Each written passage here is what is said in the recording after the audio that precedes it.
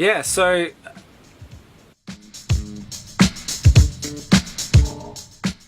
I feel good. I think it's awesome. I can't believe it's been around for that long, to be honest. But I'm, you know, pretty happy that people are still buying it.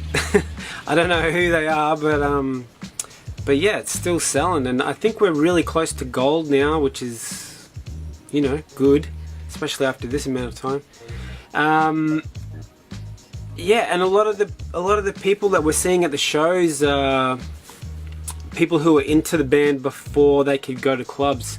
So like if they were, I mean, that kind of, it's just because we were so immature, I guess, but we had a lot of fans that were like, you know, 13, 14 or whatever, could not like legally get into the clubs where we were playing when we were together previously. So now we've seen a shift in the demographic where you'd expect everyone to be kind of the same age as us.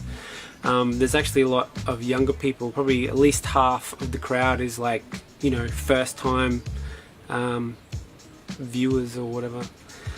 So yeah, that's cool. I really like it. It's awesome.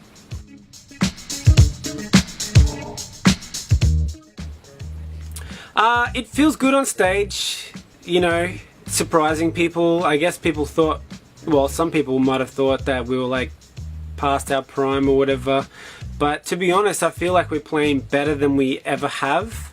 I feel like it's taken us this long to get to be good. I mean, we've played a lot of shows, but I don't know, we're a lot tighter now, and yeah, I'm just really enjoying playing. And I think Big Sound was cool. The second night I actually had a really fucked up throat, but no one said that they could tell, so you know, that's cool. That's cool. First night was really good, I thought. We don't really have typical band, I mean, we've got two types of band rehearsals. One of them is just getting ready for a show where we just play through the set. You know, we hook up once a week, sometimes twice a week, but that's actually quite rare. And we just play the songs.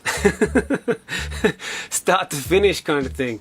If you have any new ideas or like thoughts on, like, you know, how to mash it up with something, like mash a song with something else, or, you know, in between kind of like filler tracks or new intros or whatever, we'll bust them out. Actually, usually we'll talk about it and then I'll sort of prepare it at home.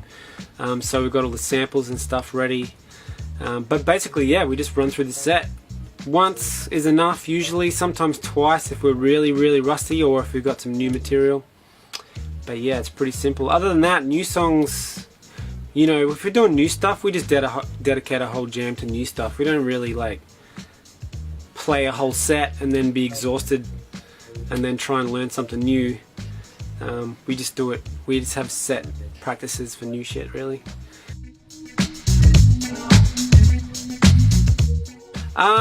The only real prerequisite for whether I really get into writing lyrics on a song is if I can get a hook.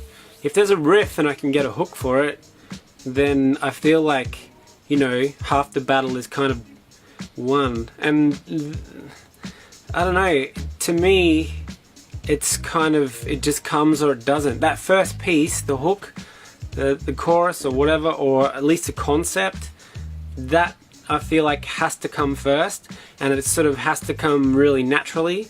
Can't really force it, whereas like I've, you know, really wrestled with concepts after having the hook and like trying to flesh out the verses, and like done so many rewrites when it comes to the verse parts, and really that's kind of like meant like, you know, a real brain activity, whereas I feel like the hook is like a heart, soul, spirit, for lack of a better word, activity. So yeah, if someone writes a hook, I mean someone writes a riff that I can like write a hook on, then that's the only prerequisite.